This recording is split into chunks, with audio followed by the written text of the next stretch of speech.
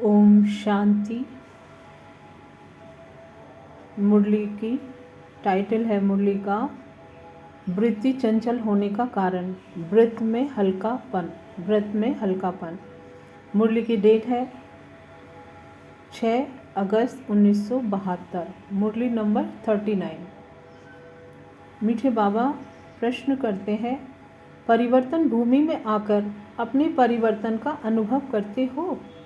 भट्टी में आना अर्थात कमजोरियों व कमियों को भस्म करना।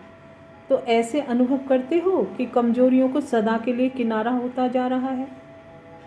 अपने में इतनी विल पावर भरते जा रहे हो, क्योंकि इस समय का परिवर्तन सदा काल का परिवर्तन हो जाएगा।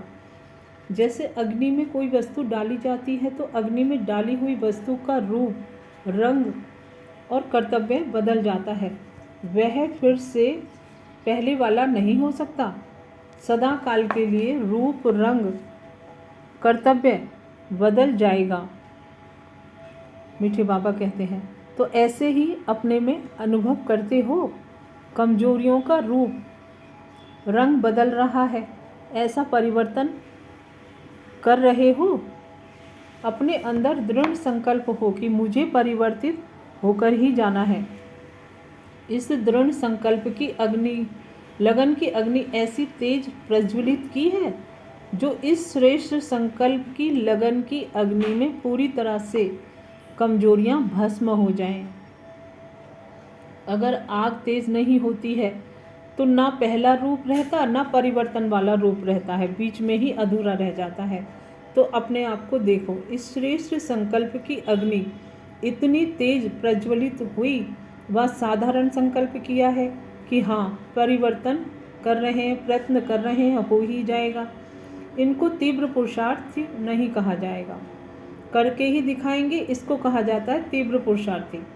इस समय इस भट्टी में आए हुए अपनी स्टेज तीव्र पुरुषार्थी का अनुभव कर रहे हो, जो समझते हैं कि परिवर्तन भूमि में आते ही तीव्र पुरुषार्थी की लिस्ट में आ गए हैं, वह हाथ उठाओ।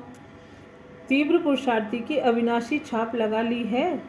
अविनाशी बाप द्वारा अविनाशी प्राप्ति कर रहे हो ना।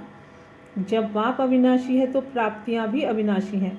तो अविनाशी प्राप्ति द्वारा जो अपनी स्टेज बना रहे हो, वह भी अविनाशी हो।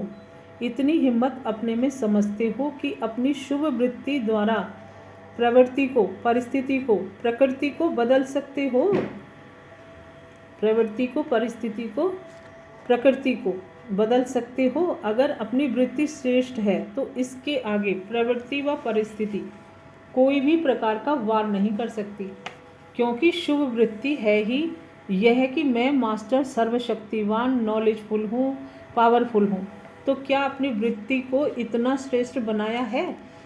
सदैव वृत्ति को चेक करो कि हर समय अपनी वृत्ति श्रेष्ठ है। साधारण वृत्ति तो नहीं रहती है।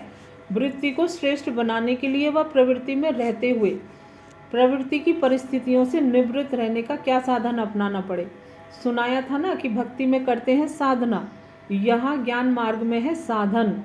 वह कौन सा साधन है? वृत्ति चंचल हो तो क्या करेंगे? पहले तो वृत्ति चंचल होने का कारण क्या है? वृत्ति चंचल व साधारण होने का यही कारण है कि जो आने से ही पहला व्रत लेते हो व प्रतिज्ञा करते हो, उनसे नीचे आ जाते हो, व्रत को भंग कर लेते हो व प्रतिज्ञा को भूल जाते हो। पहला व्रत है मन, वाणी, कर्म में पवित्र रहेंगे। यह पहला व्रत लिया। और दूसरा व्रत, एक बाप दूसरा न कोई, यह व्रत सभी ने लिया हुआ है। जो व्रत लेकर बीच में छोड़ देते हैं तो भक्ति मार्ग में भी व्रत रखकर बीच में खंडन कर दें तो इसको क्या कहा जाएगा? पुण्य आत्मा के बदले पाप आत्मा।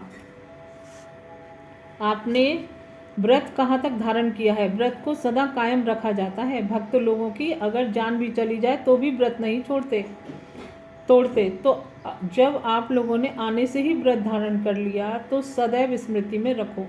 स्मृति से कभी भी वृत्ति चंचल ना होगी। वृत्ति चंचल ना होगी तो प्रवृत्ति व परिस्थिति व प्रकृति के कोई भी विघ्नों के वश नहीं होंगे। प्रकृति को दासी, परिस्थिति को स्वस्थिति, प्रवृत्ति को शुद्ध प्रवृत्ति का सैंपल बनाकर दिखावेंगे। व्रत को हल्का करने से ही वृत्ति चंचल होती है। राखी पर यह प्रतिज्ञा कराएंगे ना कि पवित्र बनो, तो पहले स्वयं को कंगन बांधना पड़े, तब दूसरों को भी इस कंगन में बांध सकेंगे। जिनको राखी बांधते हुए पवित्र बनते हैं व व्रत लेते हैं, इतनी हिम्मत भी नहीं रखते, कारण पहले बांधने वाले स्वयं व्रत में रहते हैं। मनसा में कोई भी अपवित्रता अगर आ जाती है तो पूरा व्रत कहेंगे। इस कारण जितनी बांधने वाली में कमी है, तो जिसको बांधते हो उन्हों के ऊपर भी इतना आपकी पवित्रता के आकर्षण का प्रभाव नहीं पड़ता है। एक रीति रस्म के माफिक सिर्फ संदेश लेते हैं कि इन्हों का यह रहस्य है, व्रत नहीं लेते। क्यों? अपना ही कारण कहेंगे ना, वाह कहेंगे कि भाव भाग्य में नहीं है। भाग्य बनाने वाले तो आप हो ना, भाग्य बनाकर ही आओ, वह भाग्य बनाने की इतनी तीव्र प्रेरणा देकर आओ जो आपके पीछे पीछे आकर्षित हो, भाग्य बनाने बिना रह ना सके। इतनी आकर्षण वाली है ना। रिवाजी आत्माओं के लिए भी मिसाल देते हैं कि फलाने के 2 शब्दों में इतनी शक्ति थी जो उनके पीछे सभी लोग भागते रहते। उन्हों के आगे आप कितनी श्रेष्ठ आत्माएं हो। आजकल के जो महात्माएं गाए जाते हैं वह सब आप लोगों की प्रजा के भी प्रजा सदृश नहीं है, क्योंकि स्वर्ग के अधिकारी तो नहीं बनते हैं ना। आपकी प्रजा की भी प्रजा तो होगी, वह स्वर्गवासी तो होगी ना, स्वर्ग के सुख का अनुभव तो करेंगे ना। यह तो स्वर्ग में आ ही नहीं सकते। तो जब इतनी श्रेष्ठ आत्माएं हो तो कोई विशेष कर्तव्य करना चाहिए ना। आप लोगों के एक एक बोल में इतनी शक्ति होनी चाहिए कि जो जैसे कि अनुभवी मूर्त होकर बोलते हो, आप बोलते जाओ और वह अनुभव करते जाएं। आजकल के 2 सो कॉल्ड तथा कथित महात्माएं, पंडित आदि हैं, जब उन्होंने भी अल्पकाल की इतनी शक्ति है, तो आप मास्टर सर्वशक्तिवान के एक एक बोल में कितनी शक्ति होनी चाहिए। एक एक बोल के साथ किसको अनुभव कराते जाओ। जैसे किसी को पहला पाठ देते हो, आप आत्मा हो, बोल के साथ उन्हों को अनुभव कराते जाओ। यही तो विशेषता है।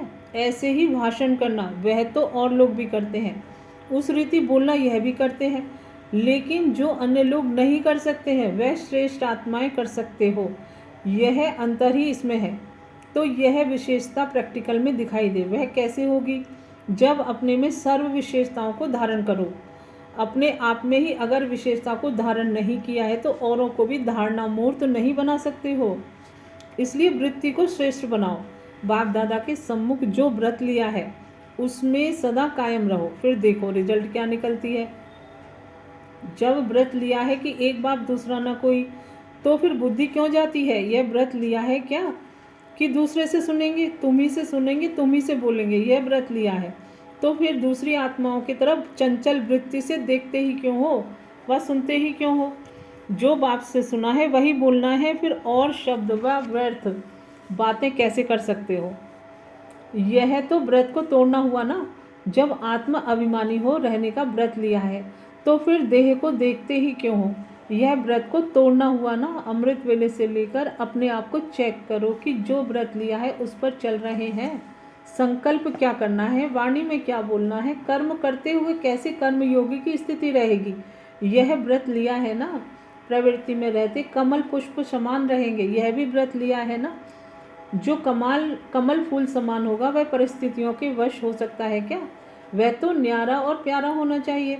अगर श्रेष्ठ वृत्ति में स्थित हो तो कोई भी वायुमंडल वाइब्रेशन आदि डगमग कर सकते हैं क्या?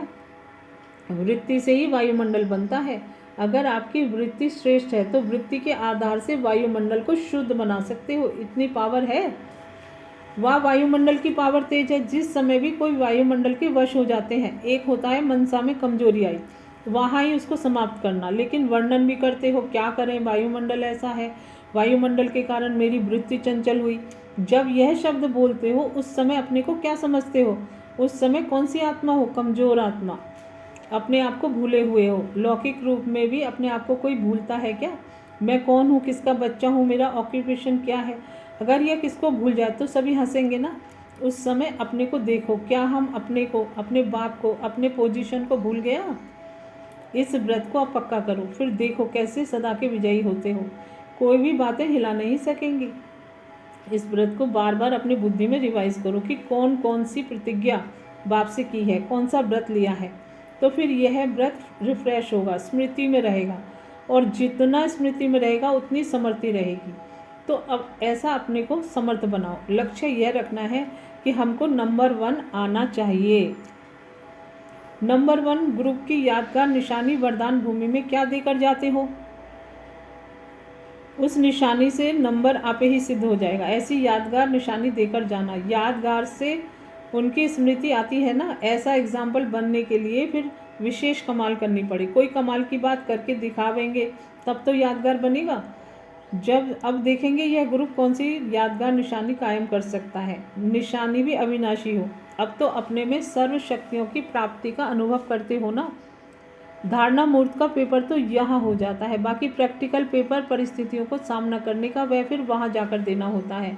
उसकी रिजल्ट भी यहाँ आएगी। ऐसा प्रैक्टिकल पेपर देना है जो सभी महसूस करें इनमें तो बहुत परिवर्तन है। हिम्मत रखने से स्वतः ही मदद मिलती है। हिम्मत में कुछ जरा भी कमी होती है तब मदद में भी कमी पड़ती है। कई समझते मदद मिलेगी तो करके दिखाएंगे, लेकिन मदद मिलेगी ही हिम्मत रखने वालों को। पहले हिम्मत है बच्चे, फिर मदद दे बाप है। हिम्मत धारण करो तो आपकी 1 गुना हिम्मत, बाप की 100 गुना मदद। अगर एक भी कदम ना आवे तो बाप भी 100 कदम ना उठावे। जो करेगा सो पाएगा। हिम्मत रखना अर्थात करना। सिर्फ बाप के ऊपर रखना कि बाप मदद करेगा तो होगा, यह भी पुरुषार्थहीन के लक्षण है। बाप दादा को मालूम नहीं है कि हमको मदद करनी है। क्या आपके कहने से करेंगे?